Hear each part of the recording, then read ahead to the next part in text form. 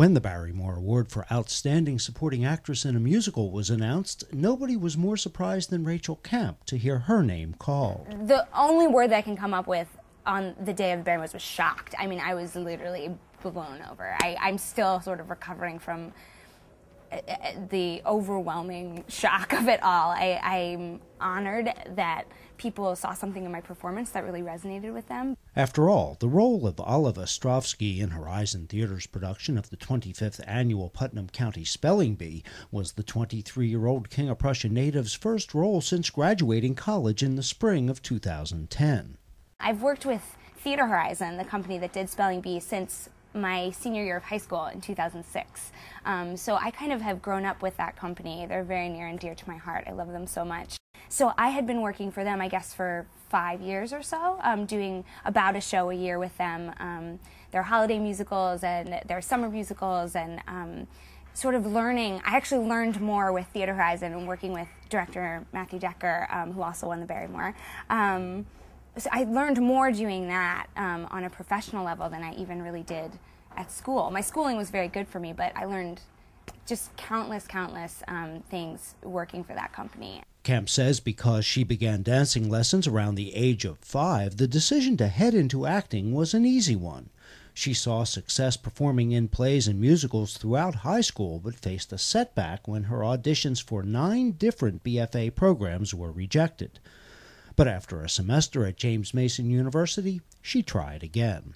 After half a year there, I decided I really wanted to go for it and audition again for BFA performance. And I got in everywhere I auditioned, and I ended up going to Montclair State University for the rest of my schooling.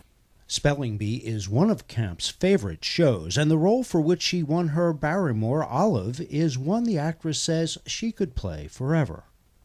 I think Spelling Bee is a really special musical. Spelling Bee is probably my favorite musical and has been since I saw it on Broadway 3 times.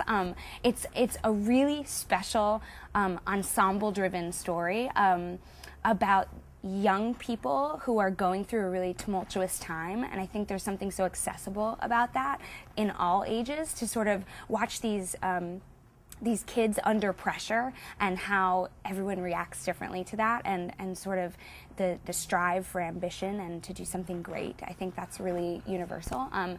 Olive is the speller who comes in second, and she spends the whole time sort of battling and trying to make friends. She's a very sad individual. She's really complicated, and I had a really hard time sort of really getting all of those aspects of her as an actor, you know.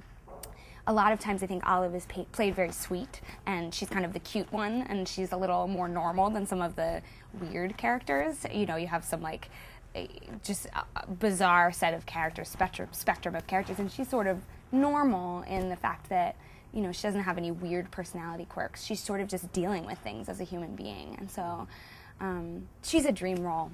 Rachel says she would relish the opportunity to ply her trade in the larger arena known as New York, but as is the case with so many members of Philadelphia's acting community, she sees this city as a place where an actor can make a living practicing his or her art.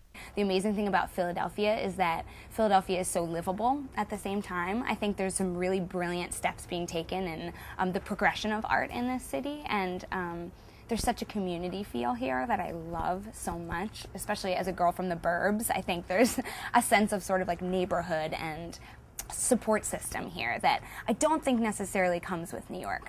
While winning the Barrymore has not yet transformed Rachel into an overnight success, she has already landed a role in the Walnut Street Theater's upcoming production of Buddy, the Buddy Holly story. That part will mark her debut there. In the meantime, she's performing every chance she gets, trying to learn from her fellow actors, and maybe thinking about where she might display future Barrymore Awards. For Stage Magazine, I'm Jim Hilgen.